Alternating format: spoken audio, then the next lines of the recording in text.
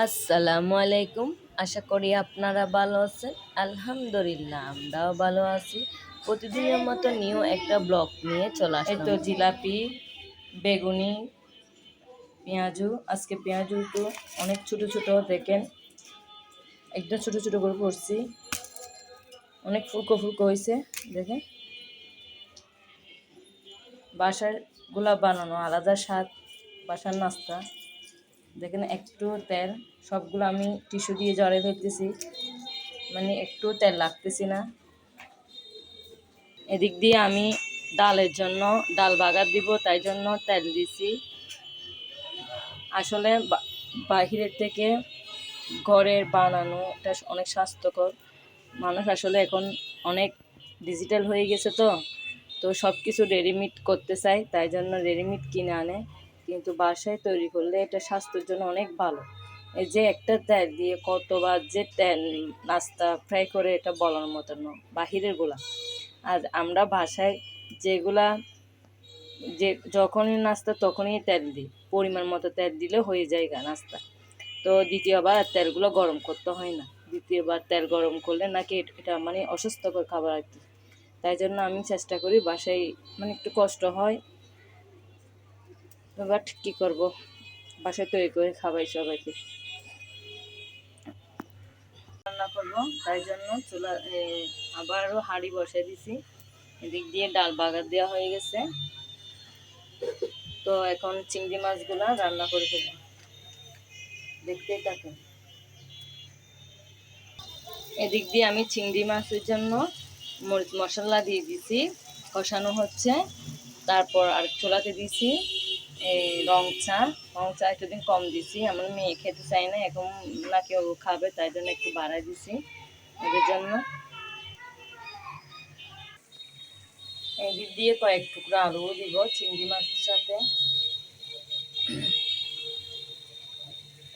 আমরা দিন এমনি মেহমান আসলে বাসায় খেলে এরকম কয়েকটা আলু দিই। চিংড়ি মাছে আলু দিলে চিংড়ি মাছটা অনেক স্বাদ হয়। বাচ্চারা চিংড়ি মাছ না খেলে আলুটা খেতে পারে। এদিক দিয়ে ইফতারের টাইম হয়েছে, তাই জন্য আমি সব কিছু রেডি করে নিয়েছি।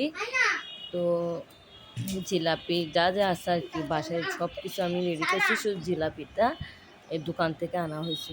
এখানে আমি মিষ্টি দই বানাইছি, এটা আমি বাসারটা দিছি। এদিক দিয়ে ডিমের অবস্থা অনেক খারাপ, কয়েল প্যাকেট ডিম। এগুলো হচ্ছে আমার বাচ্চাদের জন্য ফিরনি আনা হয়েছে। বাচ্চারা ফিরনি খাবে, আমরা খাবো না। আমরা চিড়া আর ছনা শরবত এগুলো খেলে এনাফ। তো এখন সবাই খাওয়ার জন্য বসছে। আমার ছেলেটা না বেশি অসুস্থ, আমি কয়েকদিন ধরে ভিডিও করতে পারতেছি না। সবাই দোয়া করবেন আমার ছেলের জন্য। এখানে রোজাদার তিনটা, এগুলা দিনে দুইটা করে রোজা রাখে। এটা তো বেশি থাকে, এটা সারাদিন খাই। দেখেন এদিক দিয়ে আমার মেয়ে, এদিক দিয়ে দেখেন এটা তার বেশি। দেখেন রোজাদার, এদের জন্য সবাই দোয়া করিয়ে, ওরা যেন সামনের বার আরো বেশি বেশি রোজা রাখতে পারে।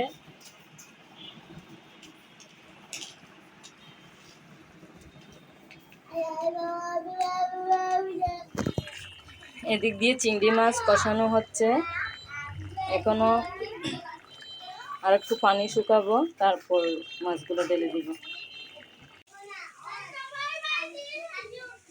এখনো হয় নাই, আর একটু বাকি আছে।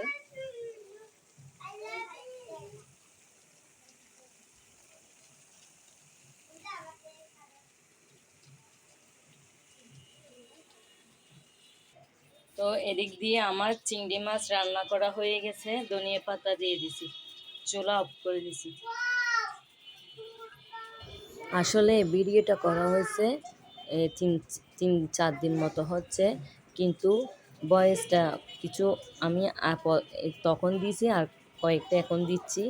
যেদিন আমি ভয়েসটা দিয়েছিলাম, ভিডিওটা করছি, সেদিন আমার ছেলে সুস্থ ছিল। এসে রাত থেকে আমার ছেলে অনেক খারাপ, আমার ছেলের অবস্থা বেশি খারাপ। সবাই দোয়া করবেন আমার ছেলের জন্য, বেশি অসুস্থ আমার ছেলে। মানে অনেক জ্বর, টনসিল, মানে অনেক অবস্থা খারাপ, ডাক্তারের কাছে অনেকবার নেওয়া হচ্ছে, ডাক্তার মানে বলতেছে ভালো হয়ে যাবে। আল্লাহ হাফেজ, টাটা, বাই বাই, আসসালামু আলাইকুম।